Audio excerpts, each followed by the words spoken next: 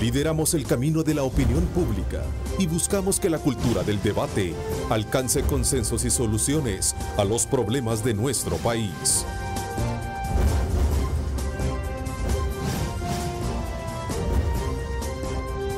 Diálogo con Ernesto López. Hola, ¿qué tal? ¿Cómo están? Qué placer enorme saludarles a ustedes, como siempre, agradeciendo a Dios Todopoderoso por darnos ese privilegio de poder ingresar hasta la intimidad de sus hogares. Gracias por sintonizarnos en este martes 20 de noviembre.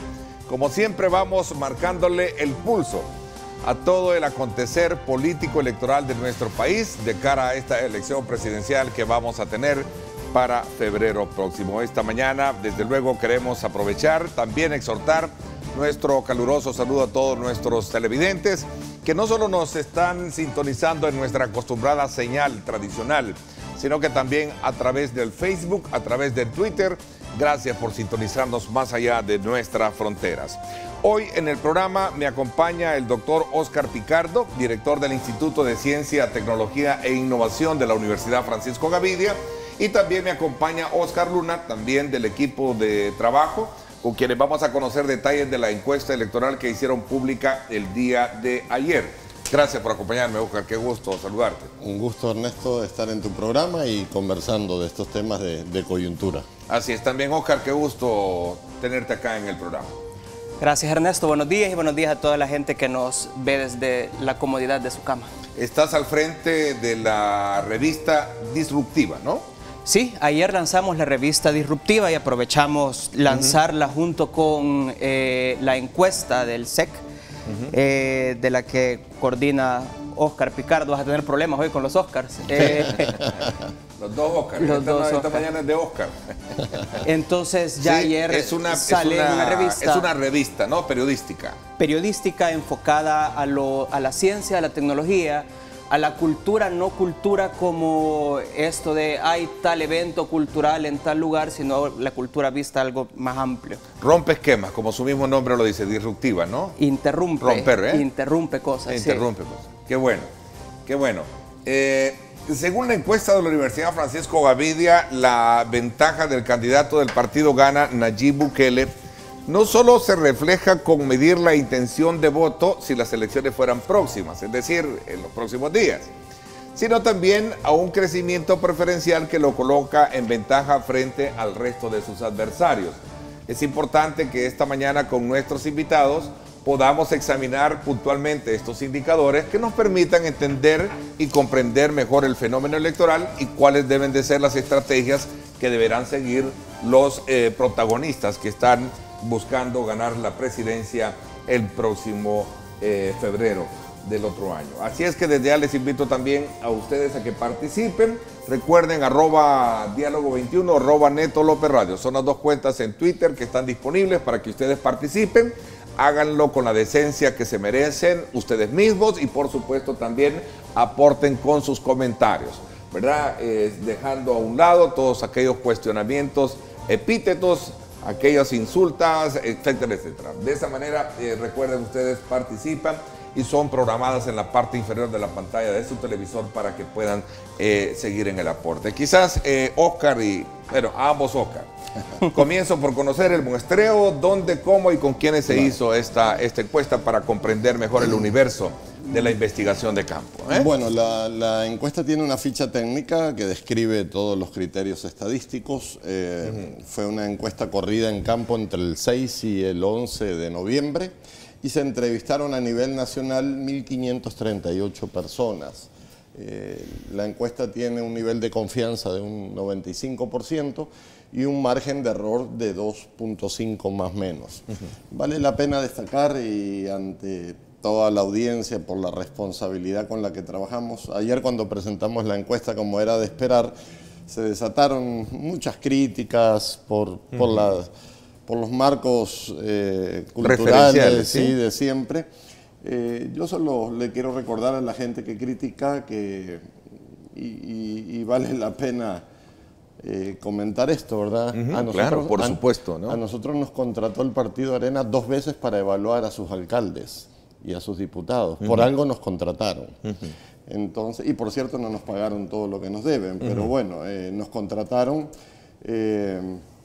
y creo que fue por la reputación de la encuesta, digamos por el tipo de proyecciones, porque ayer salieron memes y un montón de comentarios de que las encuestas de la Gaby de aquí y allá, desde hace prácticamente 5 años de que se cambió el giro de la Casa Encuestadora como Centro de Estudios Ciudadanos, se viene trabajando muy bien, muy serio y con mucho rigor científico. Así que quería aclarar eso. O sea, ¿me quieres decir que sectores vinculados a quienes no salieron bien ponderados en este sondeo protestaron, criticaron y han cuestionado? Sí, ¿no? sí, varios, entre ellos el alcalde de San Salvador y otros funcionarios que creo yo que no conocen mucho de estadística y matemáticas, entonces les cuesta. A ver, Oscar, pero eso hasta cierto punto es de esperárselo, ¿no? Es normal. Es normal, una reacción de alguien que no sale bien ponderado, es normal. Exacto. Que te la desestime desde el punto de vista de que son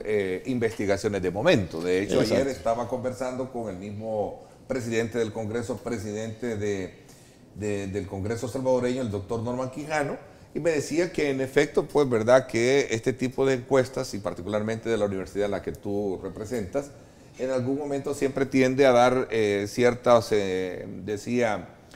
números que al final pues no terminan coincidiendo con la verdadera realidad. Y eso hasta cierto punto tiene razón, ¿no? Sí, porque primero son fotos. Son fotografías de momento, son fotografías, ¿no? Y esas fotografías, digamos, se van alterando con la campaña. Claro. Sin embargo, el nivel de proyección que hemos tenido ha sido muy bueno, no es como lo han manifestado en redes sociales. Claro. Inclusive en la última encuesta para diputados pronosticamos, no queríamos hacer eso, pero pronosticamos la configuración de la Asamblea tal como quedó prácticamente, igual en las elecciones presidenciales y en muchos otros ejercicios. Y por algo nos contrató el Partido Arena en dos oportunidades para hacer el ejercicio como una venta de servicios, lo hicimos, para evaluarles a alcaldes y diputados. Por algo nos contrataron, ¿verdad? Y también en su momento el FMLN también hemos tenido contratos para algunos ejercicios electorales, así que... Es bueno detenernos a estudiar estas reacciones, porque vendrán otras encuestas electorales, no solo de ustedes, me imagino que de otros. A ver, Oscar, ¿cuál es también tu lectura a este comportamiento que genera una investigación de esta envergadura? Mi lectura es que, pues, Arena debería de preocuparse más por otro tipo de cosas. Creo que es normal que los recursos como Ernesto Mason, el alcalde Ernesto Mason, como Norman Quijano, salgan y traten de desestimar la encuesta. Eso sí, yo creo que hasta ahí es normal, pero vaya, ahora bien, volcar el ejército que tienen en Twitter y todo esto a desestimar la encuesta, creo que no están midiendo no están viendo para dónde meten su fuerza. Creo que ya deberían estar preocupados, son 75 días ahora, los que faltan para llegar al día el 3 de febrero, sí. Y creo que deberían de estarse preocupando por otras cosas que señala la encuesta. Por ejemplo, a la gente en campaña le encantaría conocer las propuestas de los partidos políticos, cosa que no conocemos. Creo que hasta ayer o hoy el FMLN lanza su plataforma. Y creo que, bueno, ahí debería de estar su fuerza. Y si de alguna forma le van a dar vuelta a estos resultados, no creo que sea por desestimar encuestas. Sí. Creo que debería ser por preocuparse. Me parece que el énfasis de tu comentario va en el sentido que todos los partidos políticos deberían de ocupar las encuestas electorales como un instrumento de guía, de examen, ¿verdad? Como una radiografía de cómo está el momento y cuáles deberían de ser los giros oportunos que deberían de tener sus estrategias. Perdona, pero a mí me encanta mucho el análisis de este tipo de investigaciones. A ver, veámoslo, no porque realmente beneficia a uno o en este momento coloquen una desventaja al otro. No, al final son fotografías de momento. Perdón, Óscar. Además es un tema de madurez política, es decir, ya a estas alturas, con todo lo que hemos pasado en la historia democrática, una encuesta no es solo leer las 3 gráficas de intención de votos, hay mucha información. Nosotros, inclusive, como lo hemos hecho siempre, tenemos colgada la base de datos. En la revista Disruptiva está la encuesta, está un artículo amplio de interpretación y está la base de datos para explorar. Esta encuesta, creo yo, particularmente esta, manda muchos mensajes emocionales a la clase política. La gente le está diciendo muchas cosas y esas cosas que te están diciendo son las que tú tenés que incorporar a la campaña. Entonces no basta con tomar la primera lámina de intención de voto y decir estamos bien o mal, criticar o no criticar. Eso es un tema de inmadurez. Yo creo que nuestra clase política, particularmente en esta campaña, está siendo poco madura en el análisis de esto. Esta encuesta va en sintonía con la anterior que hicimos en agosto y también coincide muchísimo con la LPG Datos, que se publicó al día siguiente que publicamos la de agosto. Entonces ya son 3 encuestas, al menos serias, que te están diciendo por dónde va la cosa y lo que haces es atacarla. Así que yo creo que los equipos de campaña deberían ser un poquito más inteligentes y lejos de hacer campaña sucia con las encuestas, deberían de estudiar, analizar, leer entre líneas qué mensajes hay. Ver el nivel, bueno, tiene que ver un nivel comparativo, porque entiendo que la encuesta que ustedes el día de ayer mostraron públicamente y que vamos a tratarla de escudriñar un poco más, es muy coincidente también con la del resto de instituciones que merecen mucho más respeto, ¿no? Y digo con mucha propiedad. LPG Datos, estoy hablando de la UCA y creo que de la universidad también tecnológica, que andan bajo esos mismos, digamos, números, ¿cierto? ¿no? Así es. Entonces creo que eso es bien importante a la hora de también de poder darle lectura a una investigación como la que esta mañana vamos a tener. A ver, ¿cuáles son los hechos más relevantes que nos van a llevar a comprender mejor el fenómeno de la investigación?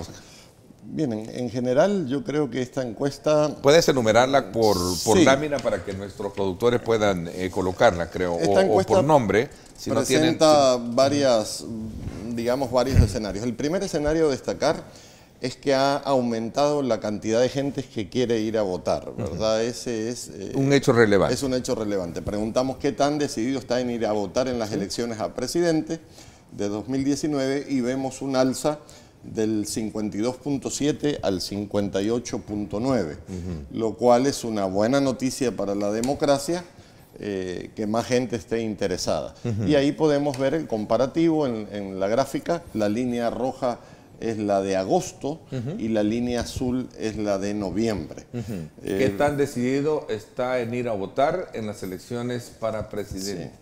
Entonces vemos cómo... Es un fenómeno interesante que descubre esta investigación. Exactamente. ¿Y las causas serán motivadas por qué? Porque decía Óscar Luna, Óscar Luna decía que uno de los aspectos que se ve muy ausente en esta coyuntura, Óscar, es el tema de las propuestas, es la campaña. Entonces, si en algún momento en la historia hemos venido sopesando el desinterés de la población por creer en los partidos políticos, en los políticos, en ir a votar, es decir, el grado de abstencionismo que hemos tenido a lo largo de estos años ha ido creciendo considerablemente. Creo que andamos alrededor de los 4.45% del proceso de votación. ¿Hay alguna explicación a este comportamiento que refleja esta investigación de ustedes? Pues se supone, según los encuestados, que son las propuestas de campaña. Y creo que por propuestas, creo que ellos han digerido propuestas como vamos a hacer un aeropuerto, vamos a dar trabajo. De ahí están las acciones del candidato. Eso también, pero eso también lo han ofrecido, aunque es fugazmente. Claro, por eso te digo, o sea, eso lo han tomado los encuestados como las propuestas de campaña. El candidato de Arena, lo he escuchado, yo lo he entrevistado en 2 o 3 ocasiones, Y él ha hablado muchísimo también de las apuestas estratégicas que este país debe de tener en esa materia en la que tú estás diciendo, ¿no? Exacto. Entonces creo que eso ha llegado a la gente ha asimilado eso como una propuesta. A unos más que campaña. otros seguramente, por lo cual ha motivado a esto, ¿eh? Y de ahí están las acciones del candidato en segundo lugar. Y creo... El tema también es la calidad de propuesta, ¿verdad? Porque sí propuestas hay, pero muchas veces las propuestas son o irrealizables o no tienen asidero fiscal. Yo te puedo proponer muchas cosas. Como por ejemplo. Qué sé yo, el tema del aeropuerto. El tema del aeropuerto. El tema del aeropuerto. Que es una cuestión bastante aventurada, ¿no? Sobre todo por cuestiones de logística. Y tú lo dijiste, es el tema fiscal. Exacto. ¿Cuánto nos cuesta hacer ese aeropuerto? ¿Y cuál es la tasa de retorno? Y sobre todo, qué tan necesario o importante es y si se justifica o no.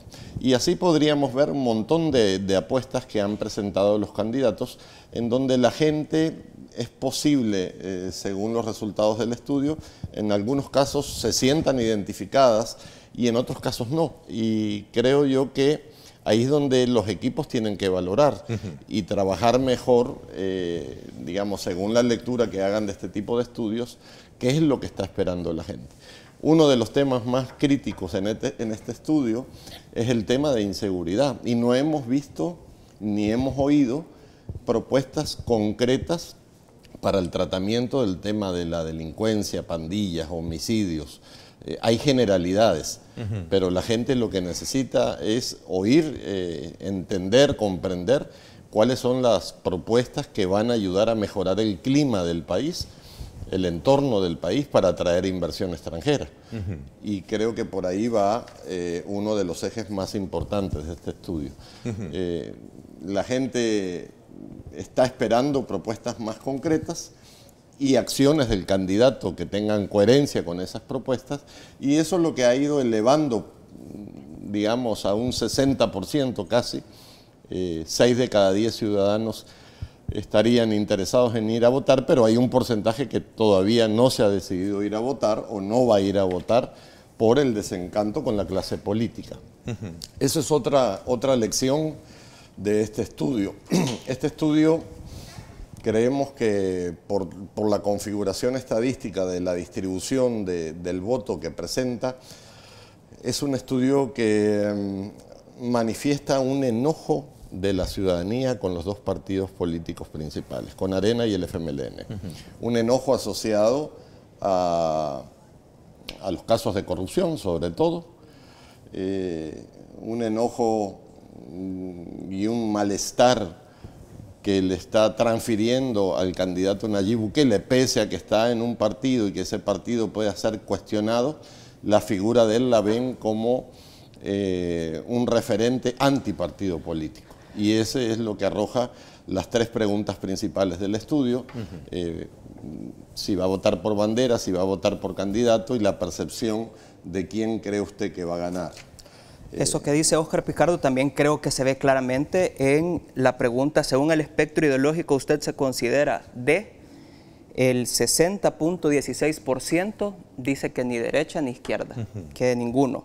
De ahí el 4.80% de centro derecha. ¿De qué lámina estás hablando? ¿De la ficha todavía o según, no. Para colocarla la lámina en apoyo? Se llama según el espectro ideológico usted se considera de, es un gráfico de pastel. La izquierda está un 10.41 y de derecha 17.92. Según el espectro ideológico, ¿usted se considera de? Esto me lleva un poco a comprender mejor tu planteamiento, Óscar Picardo. Ha cambiado mucho esto. En cuanto a esa identidad ideológica que puede tener el votante. Ya no hay radicales, creo yo. Creo que se están moviendo. O sea, ¿tú crees que ahí es donde va la figura Bukele, ganando ese espacio que no se metía? Al final terminó los partidos porque por ley tenés que correr por un partido, ¿no? Eso ha cambiado mucho. En encuestas de años anteriores, cuando nosotros preguntábamos, había reagrupaciones de ciudadanos más identificadas con los movimientos de derecha y de izquierda, y eso creo yo que se ha ido modificando drásticamente. ese sentimiento anti-ideología derecha o esa etiqueta de derecha o izquierda. Creo que lo que dice Oscar Luna es correcto, es otro de los hallazgos de este estudio, y es esa reacción, creo yo, ¿verdad?, que no se vio después de todas estas crisis que se dieron, tanto en el partido Arena como en el partido en FMLN, no se vieron consecuencias. No hubo reacciones, si se quiere llamar de alguna forma, más dramática o cambios importantes adentro de los partidos. Todo siguió, a pesar del caso de Tony Saca, a pesar del caso de Funes o el caso de Francisco Flores.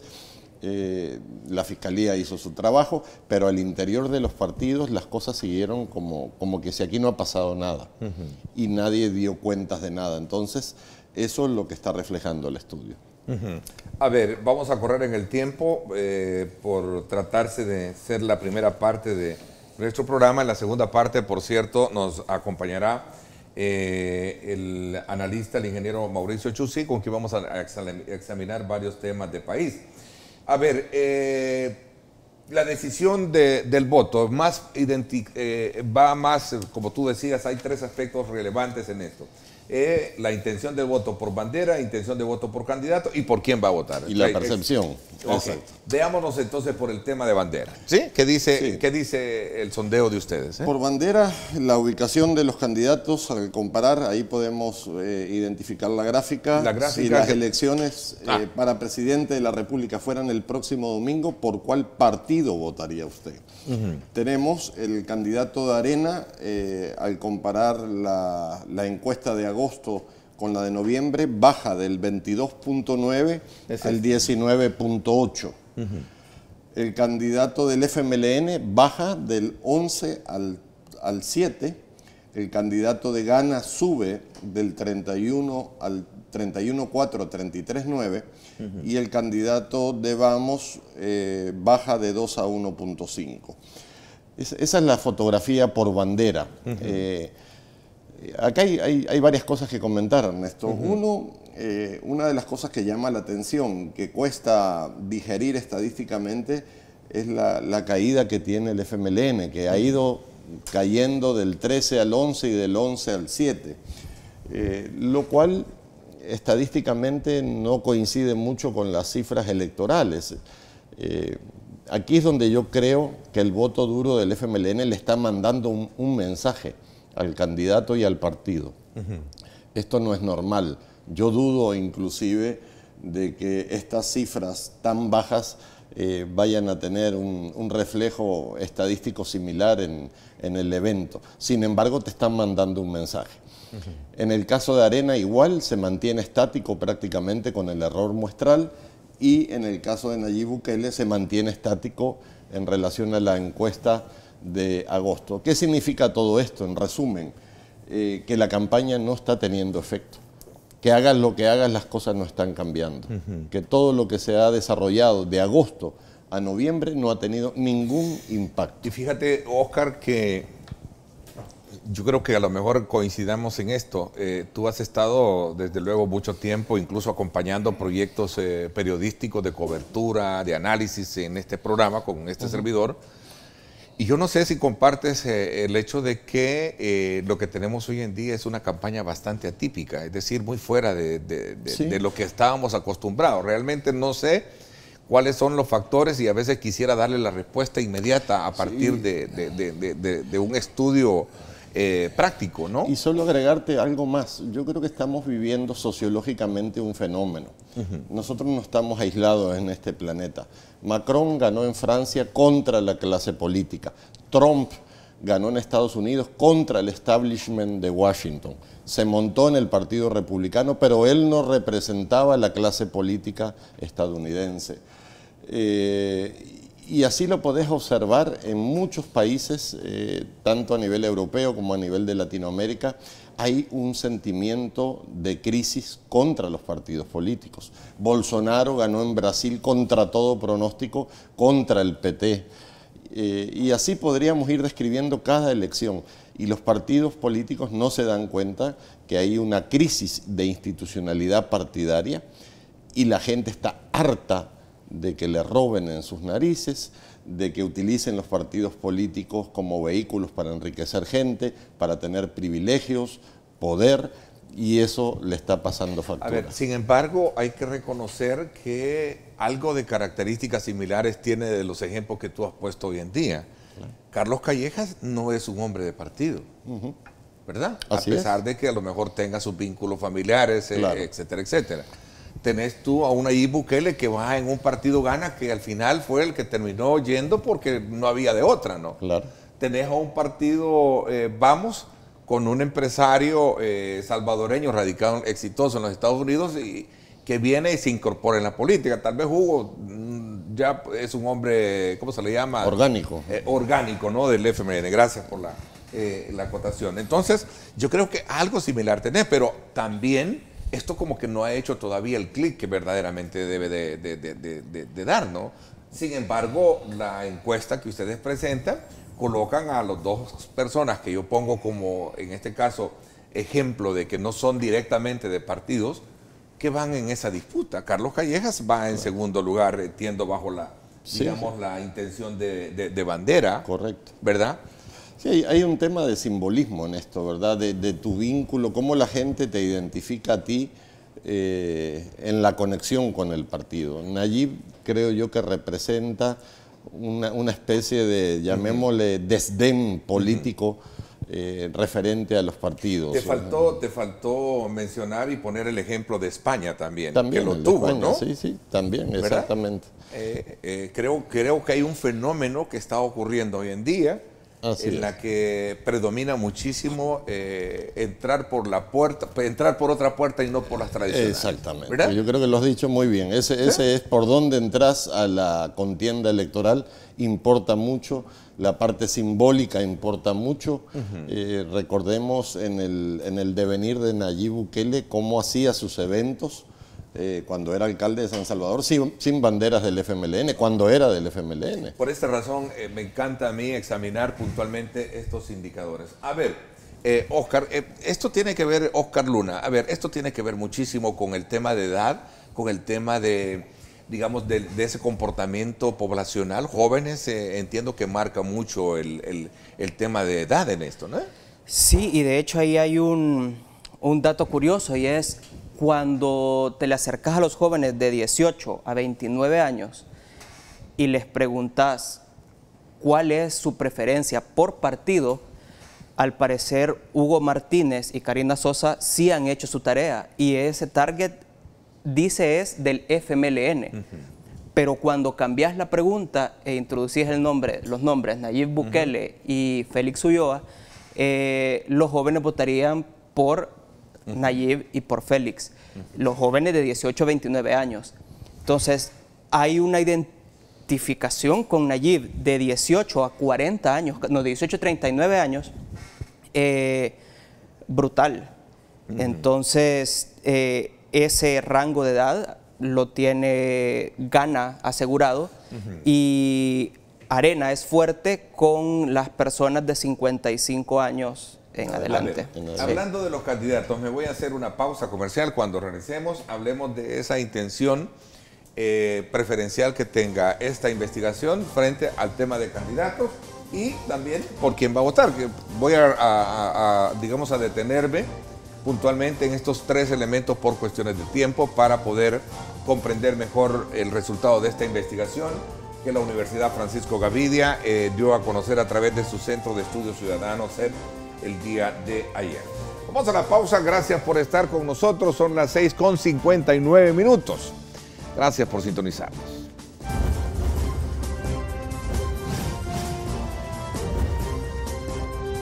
Diálogo con Ernesto López. Estás viendo Diálogo con Ernesto López.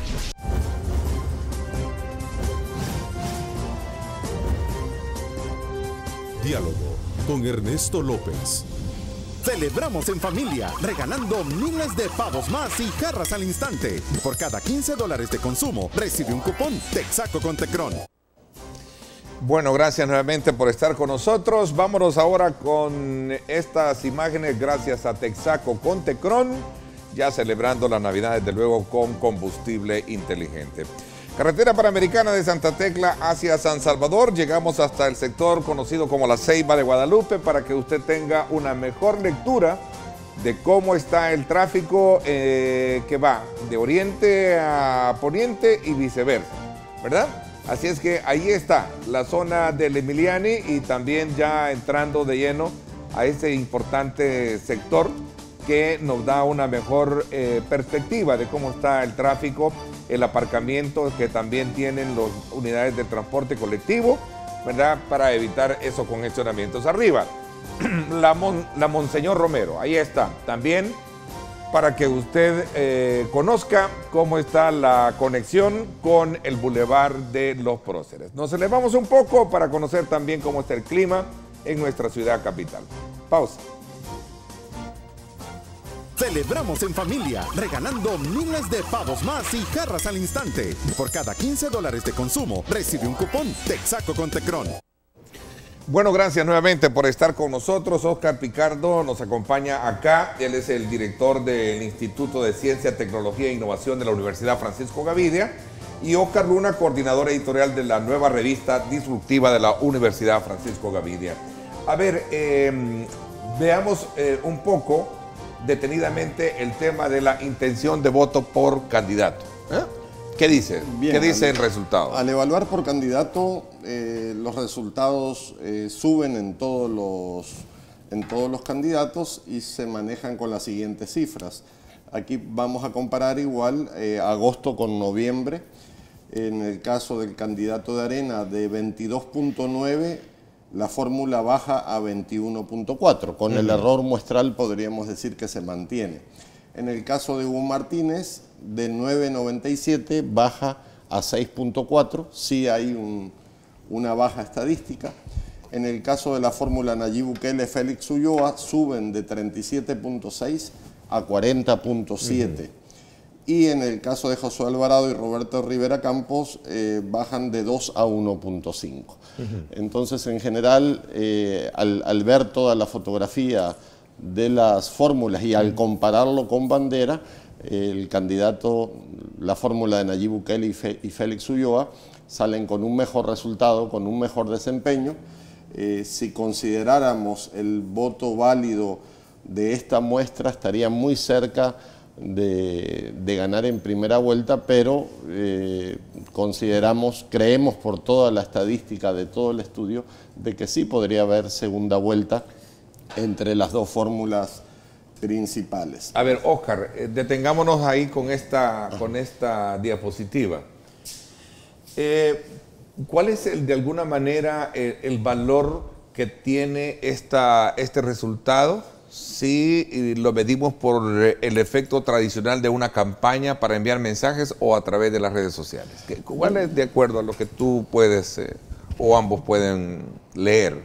Pues yo creo que el mensaje está ni siquiera en las tres principales fórmulas, está en el ninguno, no voy a ir a votar, porque pasó de 1.01 en agosto al 21.2% en esta última encuesta de noviembre. Y si hay una campaña, sí evidentemente Nayib ha subido, pero también hay una parte de la población que todavía no termina de dejarse seducir por ninguna fórmula. Hay un valor atípico ahí, entonces, a ello. ¿Sí? Sí, yo creo que también fue la forma como se hizo la pregunta, que se unió el no contesta, no sabe con el ninguno, ¿verdad? Pero en general las fórmulas, digamos, al comparar con Bandera y... Este muestreo fue nacional. Sí, fue a nivel nacional, 1.538 entrevistados. Igual la tercera pregunta que se hace es la percepción que tiene la gente de quién cree usted que va a ganar las elecciones. Aquí se eleva aún más, que es la siguiente gráfica, la que tenemos en pantalla. ¿Por quién cree quién ganará las elecciones o por quién va a votar? ¿Qué partido político cree usted que va a ganar las elecciones? Sí, ahí tenemos a Gana con 54.1, es decir, aquí gente de derecha y de izquierda creyendo que también Nayib va a ganar las elecciones. Arena, PDC, PCN 22.5 y el FMLN sigue bajando a 6.1. ¿verdad? Yo insistía en la conferencia de prensa que es un dato bastante estadísticamente extraño, el descenso que está teniendo el FMLN en la encuesta de agosto y en la de noviembre. Sigue bajando, sigue cayendo en picada. Y creo que, bueno, como te decía, a la base hay una interpretación de parte de la ciudadanía de que en los partidos no ha sucedido nada pese a todos los casos que hemos conocido. Y hay una forma de manifestación muy emocional, un mensaje que le envía la ciudadanía a los partidos políticos. Yo no sé si estoy de alguna manera siendo atrevido con este comentario. Recordemos que la pauta publicitaria en los medios tradicionales, ¿sí? Ha sido menor en comparación con la de otros años, donde te invade, si es posible, desde tiempo atrás de lo reglamentado, ¿cierto? Así es. Que este tema del financiamiento por obligación que deben de tener los partidos y la regulación que se le está dando ha logrado mermar un poco el impacto visual y de preferencia que pueden tener. Yo creo que a este tema deberían de ponerle mucha atención los partidos políticos, sobre todo porque las características sociales de países como el nuestro no son como las de otros que a lo mejor tengan otro tipo de reglamentaciones donde sí aplica esto. Sí, ha sido pero no sé si eso de alguna manera, insisto, perdón por lo atrevido que soy, ¿verdad?, para decir de que como no hay una campaña agresiva como antes la veíamos con los mensajes, los spots en los medios tradicionales, a lo mejor esto pueda estar mermando, digamos, esa preferencia. No sé, Oscar. Fíjate que yo sé que a muchos les cansa ver llenos los medios de comunicación de tanta campaña, pero no sé. Medimos, hay una pregunta que está más adelante en las gráficas, ¿cómo califica usted la campaña electoral? Y tenemos la fotografía general y la de cada partido. En general la gente te dice que ha sido regular, 49.8, buena, un 24.9, mala, un 17.4 y excelente, 4.0. Es decir, efectivamente tenemos una campaña menos invasiva visualmente, como tú describes. Pero yo no sé si eso ha sido para bien o para mal. Sí.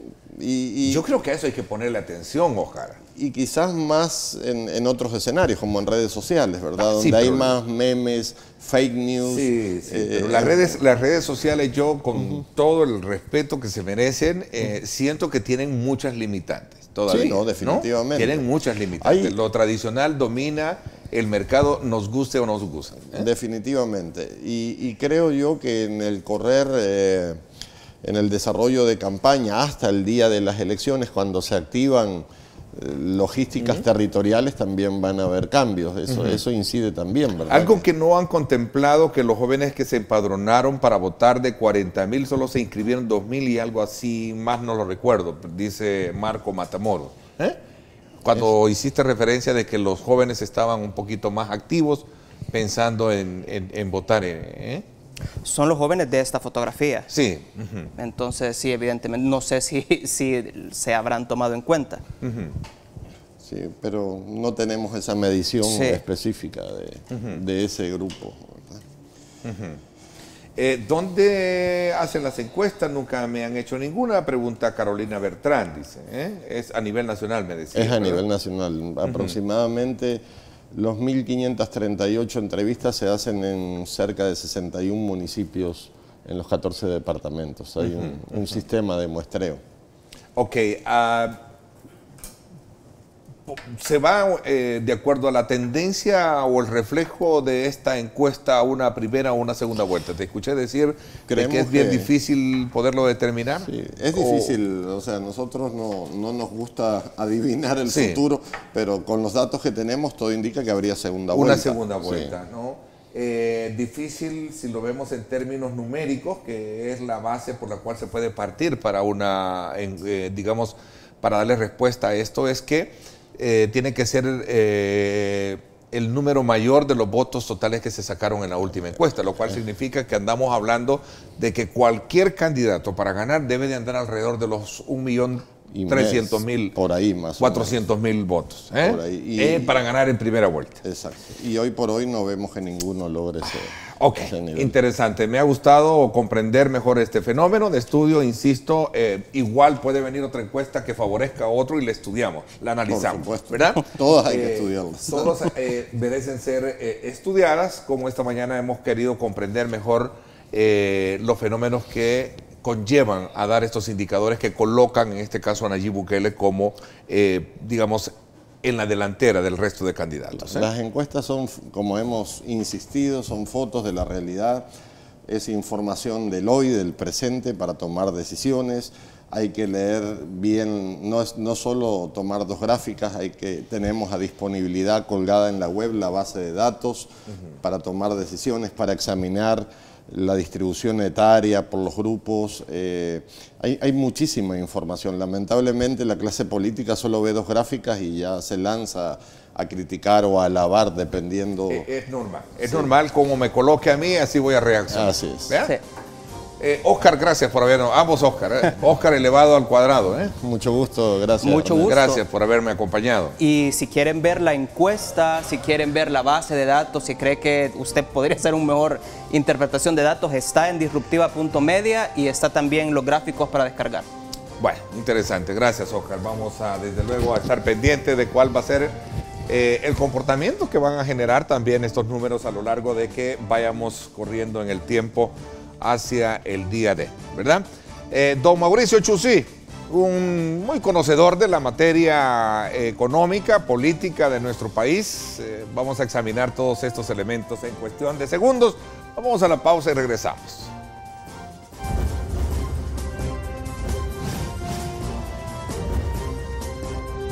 Diálogo con Ernesto López.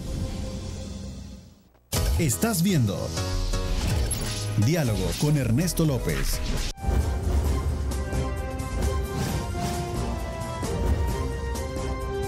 Diálogo con Ernesto López. Bueno, gracias nuevamente por estar con nosotros. Quiero saludar muy cordialmente a nuestro buen amigo don Mauricio Chusí. Él es un conocedor mucho de los temas de país. Don Mauricio, gracias por acompañarnos esta mañana. Muy buenos días a todos y muchísimas gracias a ti, Ernesto, por invitarme esta mañana a este interesante programa. Gracias, don Mauricio. Lo importante es que como ciudadano, como salvadoreños que también queremos muchísimo el país, podamos darle, digamos, algunos ingredientes e insumos para conocer bien el comportamiento del quehacer político, económico y, por qué no decir, el electoral hoy en el país. Así es que voy a aprovechar su presencia para examinar estos tópicos, ¿verdad?, que están alrededor de lo que acontece en nuestro país. ¿Cuáles son las perspectivas que usted tiene respecto al futuro del país si tomamos como referente la elección de febrero y los resultados, quizás seguramente hilvanando un poco no esta encuesta última, sino que también las que hemos tenido en nuestro medio, están arrojando, don Mauricio? Bueno, a mí las encuestas me gusta verlas con dos ópticas. La primera es que es muy fácil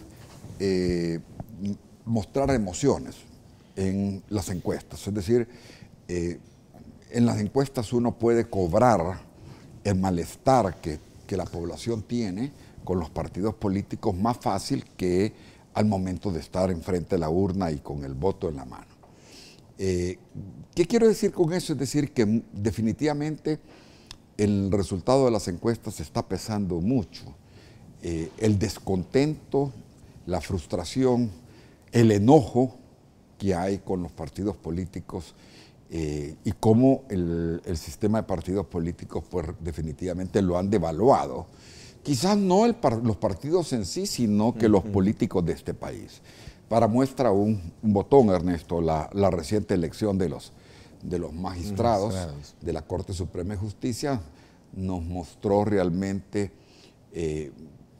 cómo está de mal la Asamblea Legislativa, cómo está de permeada la corrupción dentro de la institución y cómo los diputados disponen del poder que les ha dado el soberano, incluso para regañar a los ciudadanos que estaban exigiendo que se comportaran decentemente. Es decir,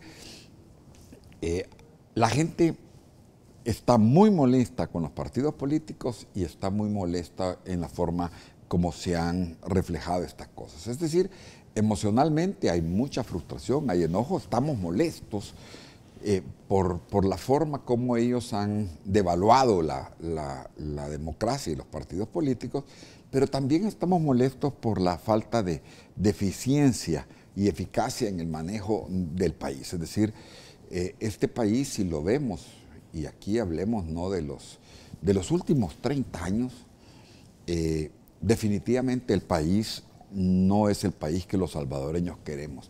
El nivel de bienestar es muy bajo y, como lo digo yo, ya lo he dicho en este programa, nos dijeron que esto se iba a parecer a Singapur y esto no se parece a Singapur. Este es un país que tiene demasiadas dificultades y demasiados problemas, y la clase política es en buena medida la causante de esta situación. A ver, como ciudadano, ¿no le despierta confianza lo que se ha hecho entonces en la Asamblea Legislativa? Hasta no lo termina de convencer. No me termina. Bueno, el proceso fue claramente un proceso muy complejo, ¿no? Tortuoso, pero que además de eso dejó al descubierto las entrañas del monstruo, pongámoslo así. Dejó al descubierto cómo los diputados estaban más velando por sus intereses que por los intereses de nosotros, de los ciudadanos, incluso del país y del Estado. O sea, era obvio que algunos diputados lo que querían eran algunos candidatos para que les protegieran la corrupción y para que les taparan los actos de corrupción que han cometido durante su vida política. Entonces, regresando al tema electoral, lo que tenemos es una población que emocionalmente está muy cansada, y esas emociones están siendo reflejadas en las encuestas. Yo diría que deberíamos de esperar que a la hora de los votos los salvadoreños y los ciudadanos hagamos la reflexión más profunda que podamos para escoger bien al nuevo presidente, y que si nosotros creemos que lo que hay que hacer es castigar a los partidos políticos para que estos se transformen, que lo hagamos no con el hígado, sino que con la cabeza. A ver, pero si nos vamos bajo esa ruta, hay que comprender que no son los partidos políticos los que están participando en la elección presidencial, son candidatos presidenciales. Correcto. Por eso, ese es el tipo de reflexiones que tenemos que hacer. O sea, ¿qué tan buenos son los candidatos? ¿Qué tanto conocen la realidad nacional? ¿Qué tan honestos son? ¿Qué podemos esperar de ellos en materia de cómo van a gobernar? ¿Con quiénes van a gobernar? Y hacer un análisis, como digo yo, más con la cabeza que con el hígado. ¿Hubiese sido bueno tener un menú mucho más abierto de opciones en esto? Tal vez sí, pero para mí lo fundamental es que todos tenemos, como decía hace unos minutos, el hígado bien maltratado, disgustado, enojado. Sí. Y encendido, ¿no? Y encendido. Aquí cualquier cosa que no me guste, despotrico. Es que estamos cansados, sí, ¿no? Estamos cansados. Pónganse a pensar, 2 expresidentes, 3 expresidentes con acusaciones fundamentadas de corrupción. Y uno dice, bueno, han abusado de nosotros, han abusado de los fondos públicos. Entonces, realmente, como decía el doctor Escobar Galindo, el problema no es un candidato, otro candidato. El problema en este país, en la democracia, han sido los partidos políticos. Y aquí entran en el juego todos. Quizás el único que se salva es Vamos, que está recién fundado, pero todos han participado de una serie de historias de las cuales a veces uno no quiere ni recordarse. ¿Cómo está el país? ¿Y cómo va a encontrar el país en lo económico, si me lo quiere definir, en lo social, el próximo presidente que vamos a elegir en cuestión de 70 días, creo que 72 días? Ya estamos encima de las creo elecciones. 72 días. Pero yo creo que es importante. Primero, decir, yo creo que el país se está desacelerando, es decir, venía creciendo a una tasa del 2.5, hay gente que pensaba que podíamos llegar al 2.7, pero incluso nos podemos ir un poquito más arriba, en el sentido de decir, miren, la economía mundial en los primeros 3 trimestres hasta septiembre, la economía mundial era una gran oportunidad y El Salvador tenía un entorno internacional muy positivo. ¿Qué va a encontrar el presidente el próximo año? Un entorno, una economía mundial mucho más complicada, porque los Estados Unidos, que es nuestro principal socio comercial, la fuente de remesas, va a haber perdido dinamismo. Es decir, el programa de incentivos del presidente Trump va a estar perdiendo su eficacia y va a estar dejando de incidir en los resultados de la economía norteamericana. La economía mundial dañada por las guerras comerciales, los bancos centrales ajustando su política monetaria y saliendo del relajamiento monetario, es decir, después de la crisis de 2008, los bancos centrales le metieron dinero a la economía y ahora lo están recortando y las tasas de interés subiendo. Y una economía que tiene más riesgos, sobre todo a nivel de mercados emergentes. Entonces, con ese contexto, El Salvador tiene un entorno menos positivo que el que tenía hace un año. Entonces, la economía no va a crecer tanto, va a crecer menos el próximo año, y esa disminución del crecimiento menor va a estar influenciada también por el proceso electoral. Y es interesante, porque verlo en términos de cómo la confianza o la certidumbre ayuda.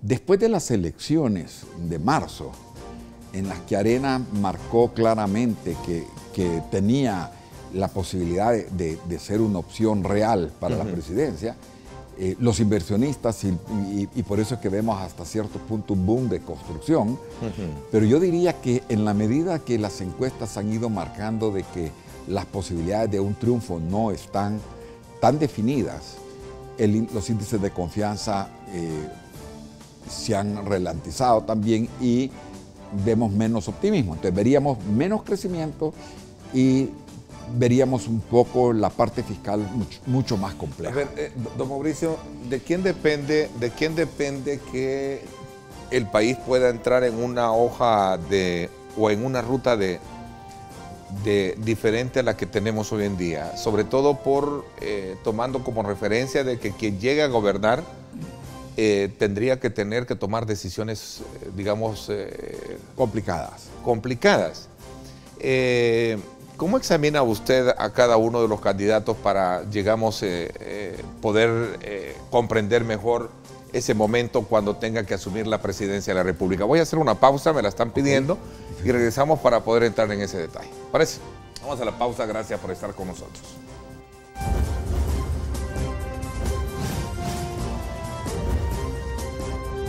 Diálogo con Ernesto López. Estás viendo Diálogo con Ernesto López.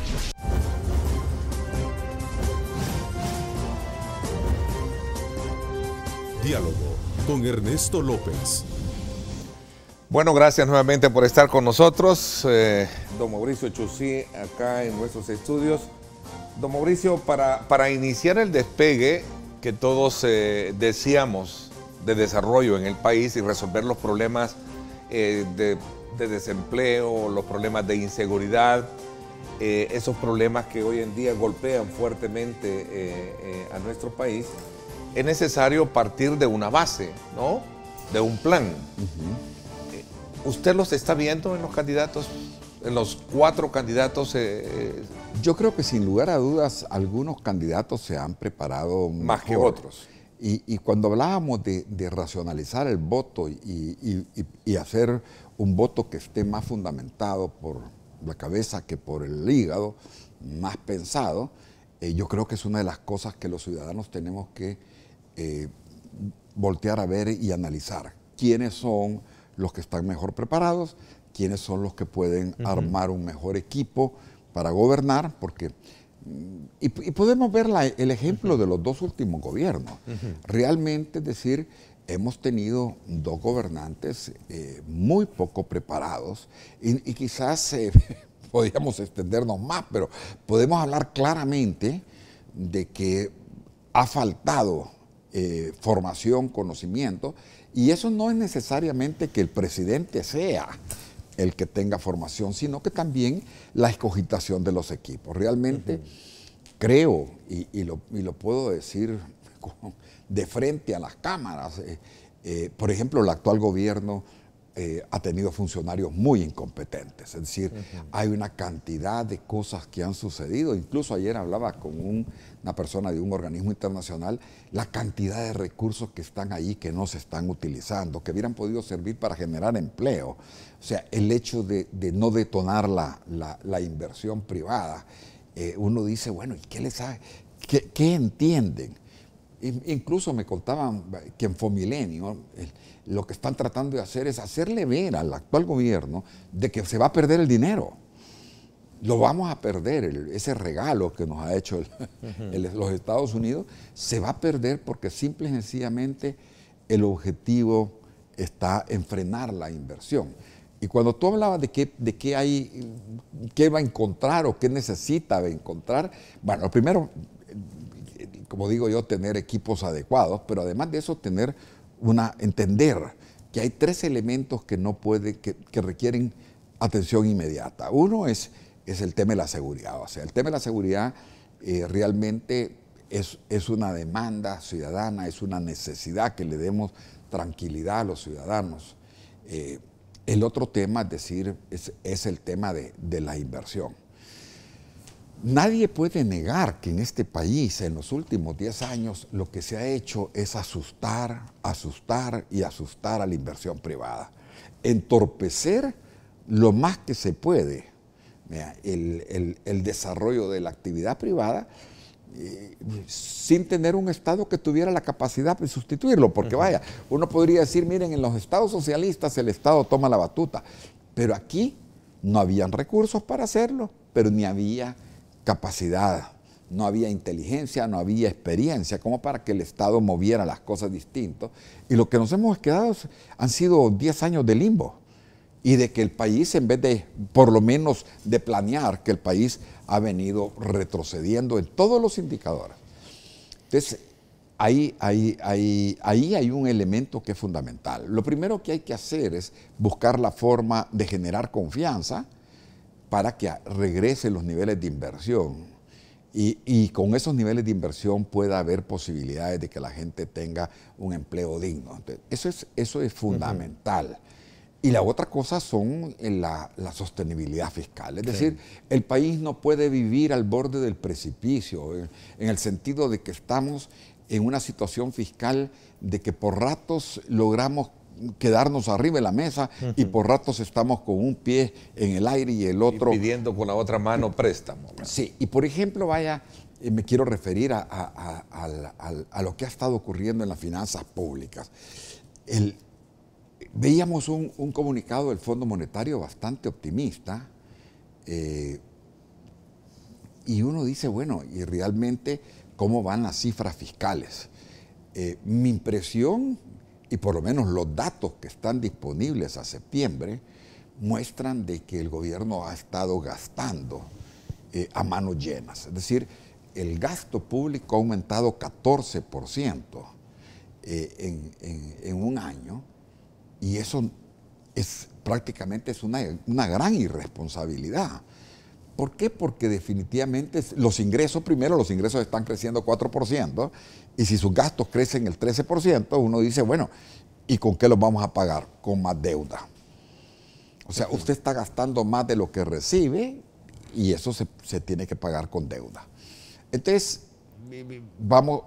estamos viendo que en los avances que se lograron en materia de sostenibilidad fiscal el año pasado con el acuerdo de pensiones, prácticamente se lo gastaron.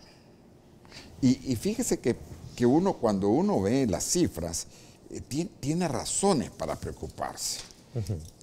Por ejemplo, uno dice, las cifras fiscales lo que muestran es que el déficit fiscal de este año va a ser 300 millones más que el déficit fiscal del año pasado.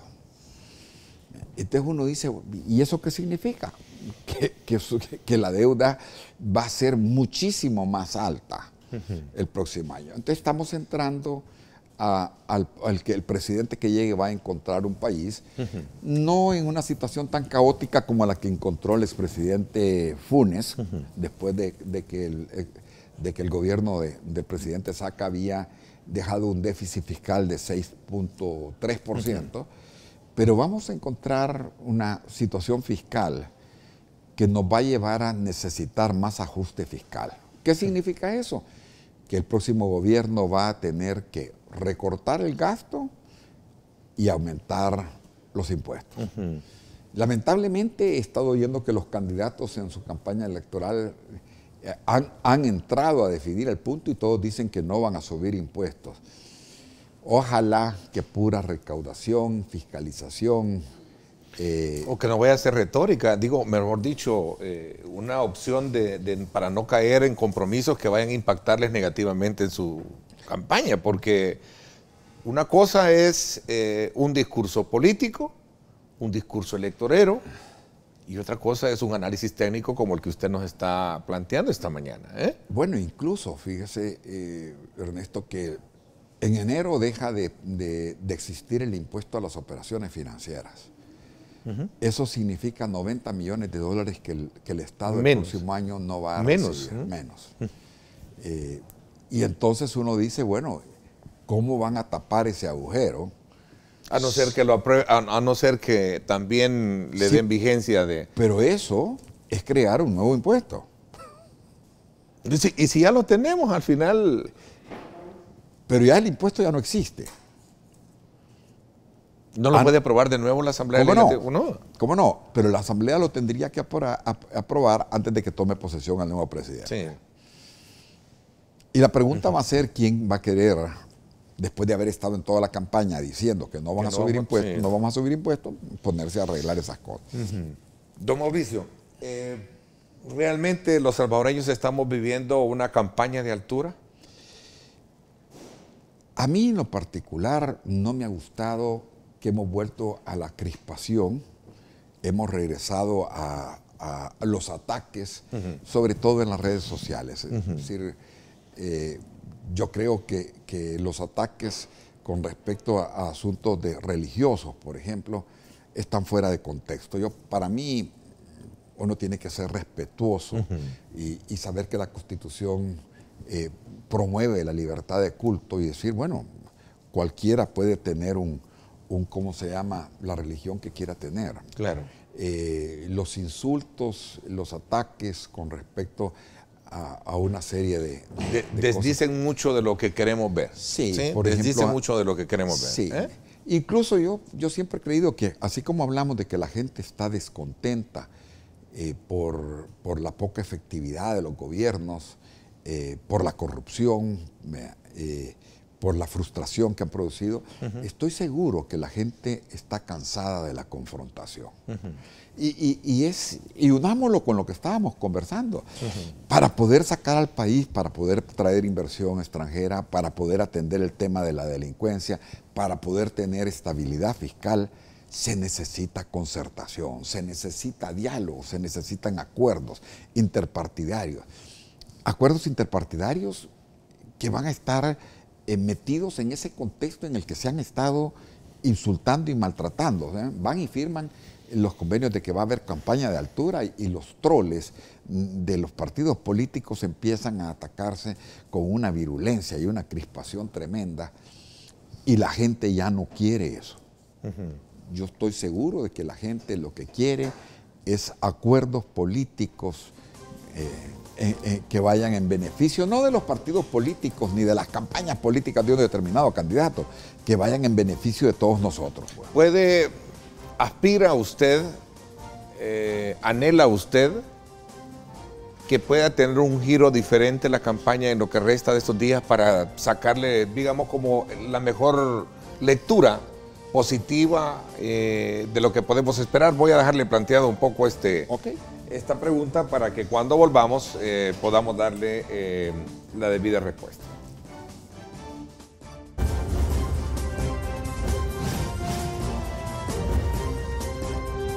Diálogo con Ernesto López.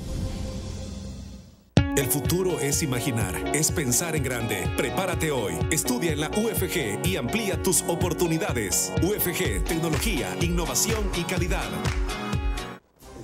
Bueno, gracias nuevamente por estar con nosotros.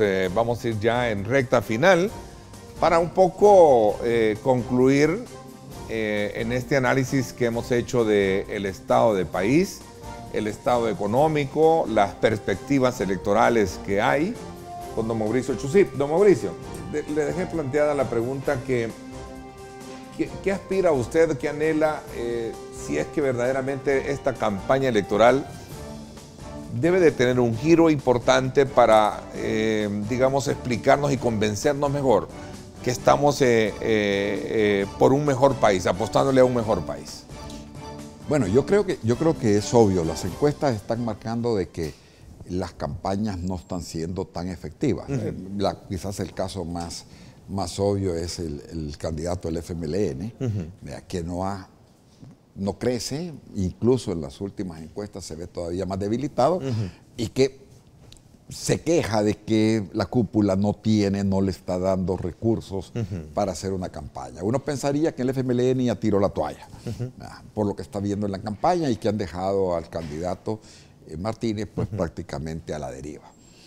Vamos nunca tuvo los recursos necesarios para hacer una campaña. El partido gana nuevas ideas, es decir, se ha estado poniendo un poco más de esfuerzo, pero como platicábamos en el corte, es decir, buena parte del éxito del candidato había sido seguir un poco la estrategia de López Obrador de no mostrar, de no entrar en el campo de programático y mantenerse capitalizando el descontento que hay en los partidos políticos. O sea, el silencio a Nayib Bukele me quiere decir que le lleva a tener más ganancia por el descontento de la clase política. O sea, si su estrategia es simple y sencillamente capitalizar el descontento que hay en la clase política, es mejor quedarse callado. Entonces él tiene que permanecer lo más callado y sobre todo no entrar en el campo de los programas y de las acciones. De las propuestas, ¿sí? Porque le cuestionan muchísimo el tema de las propuestas a él. Claro, y las propuestas y el otro tema es su capacidad de generar un equipo que gobierne. Porque cuando uno busca con quiénes va a gobernar Nayib, todavía se encuentra con que no vemos los ciudadanos, no vemos claro, o su capacidad de convocar a un equipo de gente no está totalmente definida. En el caso de Carlos Calleja, es decir, lo que podemos ver es, y cabalmente, se marca mucho más las deficiencias que tienen los otros partidos políticos, porque realmente él buscó una persona para que fuera su compañera de fórmula, una persona realmente muy preparada, aunque políticamente no era quizás la persona que podía desenvolverse en un ambiente puramente político. Pero realmente, si vamos al campo de las propuestas, si usted me dice, bueno, ¿cómo ve uno las campañas? Quizás Arena tiene que buscar más la racionalización del voto y mostrar realmente que tiene un equipo de gente que está planteando soluciones mucho más estructuradas de lo que están planteando el resto de los partidos políticos. Eso, como digo yo, a veces yo sé que ahí me van a tirar encima los troles, pero objetivamente hablando, claro, no. Sí es el tema está presente. Ese es normal, lo que se hace es bloquear y sacarlo de ahí, pero hay un elemento bien importante que usted plantea, y es el hecho de que los partidos tienen que replantearse en lo que resta de esos días. Incluso decir, bueno, ahí viene el otro tema, es decir, si lo que está pesando en esta campaña es el descontento que hay, la devaluación de los partidos políticos. Yo era de la opinión hace, quizás desde principios de año en la campaña pasada, de que todos los partidos prácticamente tenían que sacudir el palo y votar algunas de las frutas podridas que tienen colgadas de sus ramas y hacer las medias culpas y aceptar que definitivamente pasaron cosas en este país que no debieron de pasar y ir planteando qué se piensa hacer para que en el futuro esto no ocurra. Yo creo que cuando hablamos de cambiar la ruta de la campaña, lo que se tienen que plantear es ver cómo van las encuestas, ver que hay partidos que no están mostrando ningún crecimiento y que si ellos siguen haciendo lo mismo, van a seguir sin mostrar ningún crecimiento. O sea, esa cosa es decir, no, miren, yo no estoy equivocado, el que esté equivocado es el votante. Eso no existe en política. Es decir, si usted no logra convencer a los votantes en una campaña política, pues piense que algo está haciendo mal. ¿Pueden cambiar estos números que reflejan las encuestas? Perdone un poco la... Yo creo que cada vez que nos acerquemos más a la campaña, a las elecciones, cada vez va a ser más difícil, Ernesto. O sea, los tiempos, como usted decía... ¿Me quiere decir entonces que la historia como que ya está casi escrita? Si no vemos un cambio dramático, faltan, como usted decía, 70 días. Bueno, alrededor de 75. Y en medio está la Navidad y el Año Nuevo, en la que la mayor parte de la población va a hacer switch. Y al hacer switch va a dejar por un rato la campaña guardada y en enero va a empezar con virulencia. Pero definitivamente yo sé que los partidos políticos todos tienen sus datos. Los que van ganando tienen que ver qué es lo que están haciendo bien y los que están cayendo tienen que ver qué es lo que están haciendo mal. Y los que están estáticos deben de decir, bueno, hay gente que dice que bueno, que ni sube ni baja. No, en la política se trata de ganar, no se trata de mantenerse. Lo cierto es que se debe de hacer hincapié en la necesidad de poder encontrarle...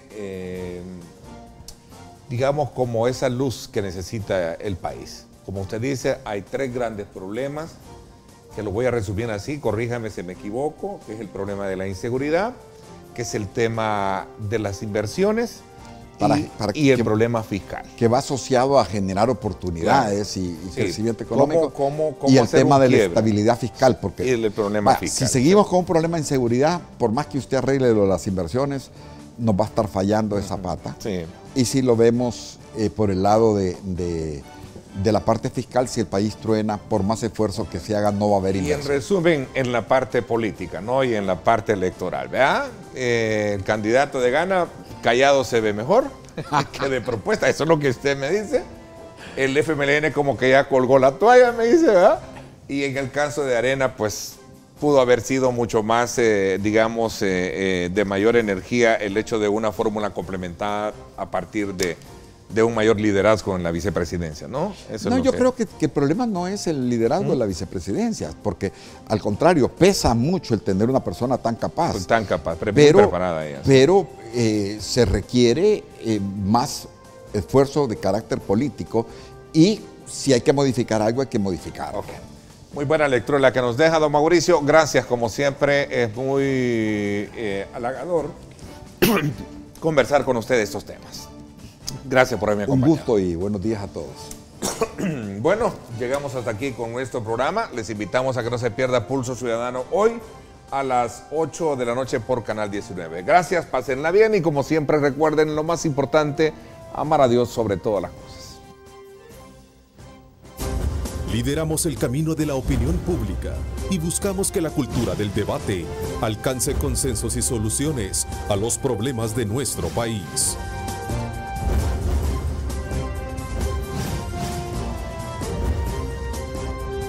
Diálogo con Ernesto López.